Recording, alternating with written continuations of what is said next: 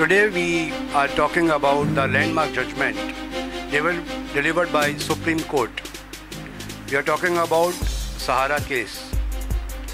In this Sahara case, the Supreme Court has ordered Sahara Group's two companies to refund 24,000 crore rupees which they have collected by issuing fully convertible debenture issue.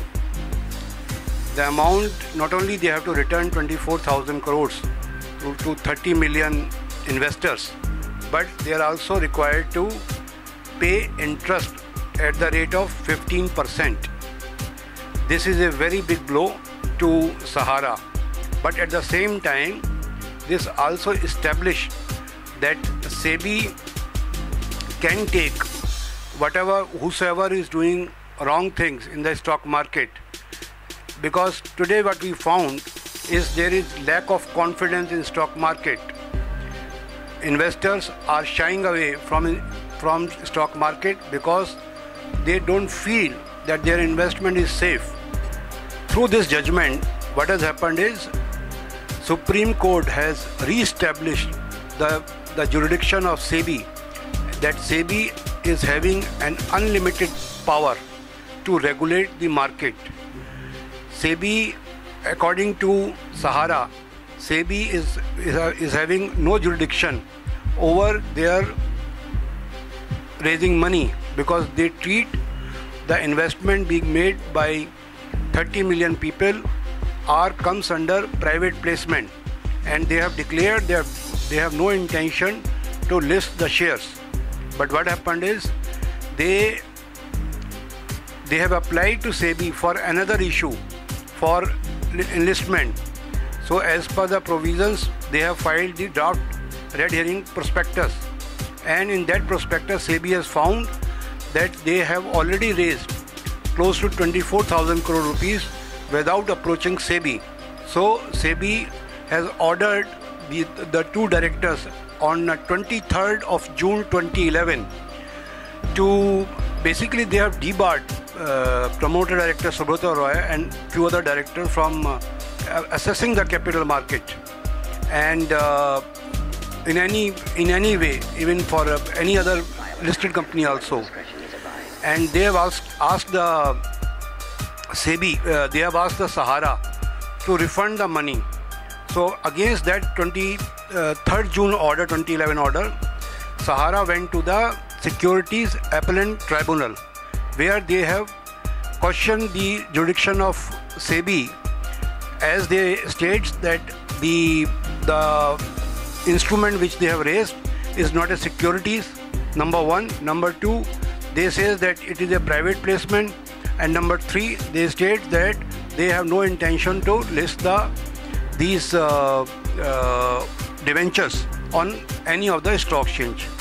But in SAT also, Securities Appellate Tribunal also, they didn't get a favorable hearing, and then against that order they went to Supreme Court. Now here the Supreme Court says that your conduct is dubious, and you have to refund the entire money with entire rate of interest. Now there is a very interesting thing, that Sahara cannot refund the entire money directly to the investor. They have to collect the money, whatever money they have collected, they have to deposit that money to the SEBI, and SEBI will refund that money to the investor. Here another surprise is that in case of the refund, in the procedure, SEBI has also appointed a judge to look after the entire process. So it is not like that SEBI themselves will do it. That entire process will also be monitored by a judge of which the Supreme Court has appointed. But this judgment is having a very vast implications, because now it is established that SEBI not only regulate the listed company but also unlisted company. even if that company have no intention of listing the shares. So number one. Number two, anybody who raised money from people which are in excess of 50 persons, they also comes under the purview of SEBI. Now I understand that with this judgment, lot of people who were apprehensive about the safety of their investment, they will feel safer that SEBI will look after their interest. Also, as per the Securities Exchange Regulation Act 1992, SEBI's main job is to protect the interest of investors. So this particular case is a landmark case, and there may be a lot of copycat of Saharas, which I think will be forewarned and not to take investor for a ride. Thank you.